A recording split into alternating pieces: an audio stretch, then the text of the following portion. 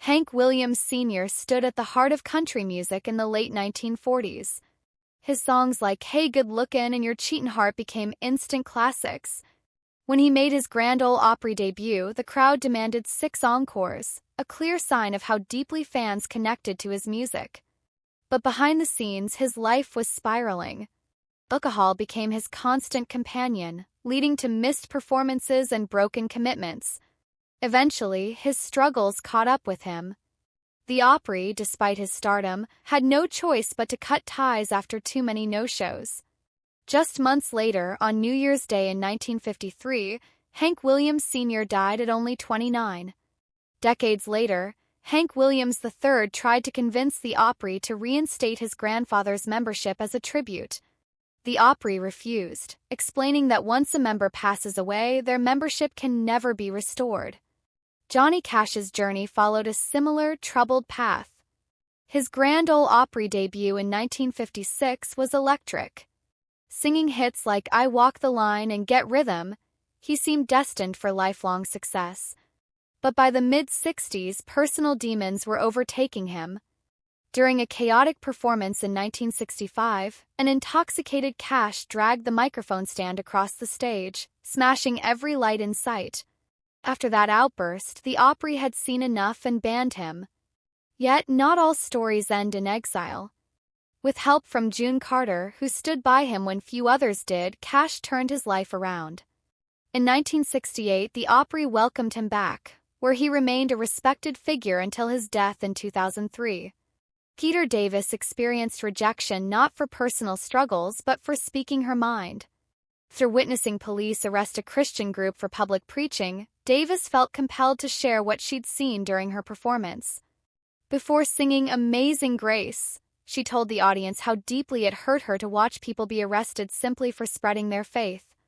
The Opry wasn't interested in social commentary from its performers. Her candid words led to her suspension and a ban from the stage she loved. A year later, the Opry relented, allowing her to return. She continued performing there until shortly before her death in 2004. Jerry Lee Lewis faced a different kind of rejection.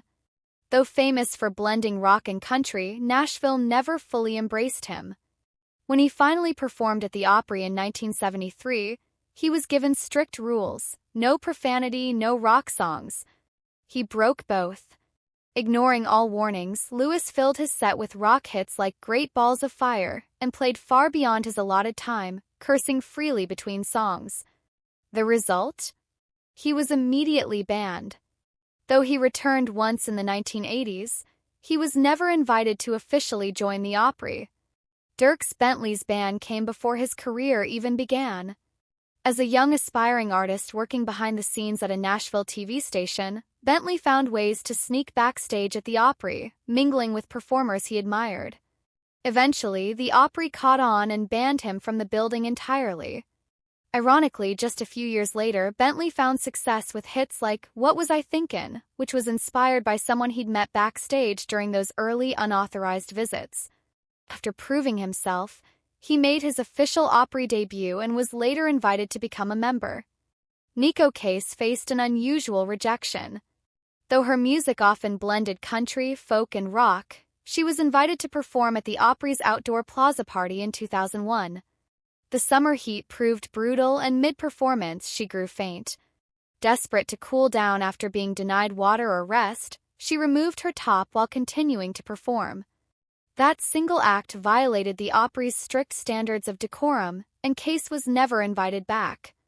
Kitty Wells, the queen of country music, was never outright banned, yet she faced immense resistance. In the 1950s, Nashville was dominated by male performers, and women were often pushed into the background. Wells changed that with her groundbreaking song, It Wasn't God Who Made Honky Tonk Angels, which challenged the double standards placed on women. The song became a massive hit, but major radio stations, including NBC, banned it for being too controversial. Even the Grand Ole Opry initially refused to play it, labeling it morally risky. Though she broke barriers, Wells spent much of her early career fighting the industry's attempts to silence her message. Don Gibson's story is less about scandal and more about silent rejection. Known for hits like Oh Lonesome Me and I Can't Stop Loving You, he struggled with depression and substance abuse, leading to missed shows and unpredictable behavior. By the 1970s, his chart success faded, and Nashville's industry quietly pushed him aside. Though never officially banned, Gibson felt the sting of being forgotten by the same world that once celebrated him.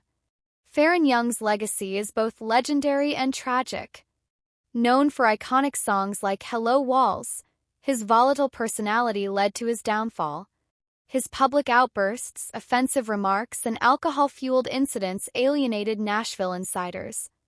As the country music world tried to project a cleaner image, Young became a figure many wanted to distance themselves from. He was quietly excluded from radio, award shows, and major events. Feeling abandoned, he spiraled into bitterness and despair. In 1996, Young took his own life, a somber end for a man who once helped define the genre. Willie Nelson's story is one of rebellion. In the early 60s, despite writing songs like Crazy and Hello Walls, Nashville rejected him as a performer. His rugged appearance, unconventional voice, and desire for creative freedom didn't fit the polished Nashville mold. Frustrated, he left Nashville behind, returning to Texas. There, among hippies and outlaws, he found a new audience and launched a revolution. His album Red-Headed Stranger defied every rule, yet it became a smash success. Nashville had once dismissed him, but by staying true to himself, Willie Nelson became one of the most influential figures in country music history. Waylon Jennings faced similar resistance. He despised Nashville's formulaic system where producers dictated everything from appearance to sound. Refusing to conform, Jennings demanded creative control over his music, a move that earned him scorn from the industry's power players. Though his raw, rebellious style helped birth outlaw country, Nashville's radio stations and executives pushed him aside, labeling him difficult. His rejection wasn't formal, but it was clear. Jennings was not welcome in the tightly controlled world of mainstream country. Chris Christopherson's poetic, introspective songwriting didn't fit the country mold of the 1960s. Industry leaders thought his music too intellectual and emotionally raw. But Christopherson wasn't one to wait for permission. Famously, he borrowed a helicopter and landed in Johnny Cash's yard just to hand him a demo tape. That bold move worked. Cash recorded Sunday Morning Coming Down, propelling Christopherson into the spotlight. Though Nashville had tried to ignore him, they could no longer deny his talent. Jamie Johnson is widely seen as one of modern country's most authentic voices. Yet, his deep, traditional sound never fit with the pop-influenced trend dominating country radio. Despite Grammy nominations and critical acclaim, Johnson repeatedly found doors closed to him. Labels dropped him, radio stations refused to play him, and despite successful independent releases, the industry largely sidelined him, a rejection that many fans argue was based solely on his refusal to conform. Tanya Tucker's story is one of early fame and hard-fought respect. Bursting onto the scene at just 13 with Delta Dawn, she later rejected the industry's expectations of how a female star should behave. Bold, outspoken, and unafraid to live life publicly, her rebellious image clashed with Nashville's preferred sweetheart archetype. Though her talent was undeniable, insiders kept her at arm's length, often overlooking her for major awards and honors. Sturgill Simpson's critically acclaimed, genre-blending albums redefined what country music could sound like. Yet, Nashville's radio stations largely ignored him. Simpson openly criticized the industry, calling out the CMA Awards for overlooking legends like Merle Haggard.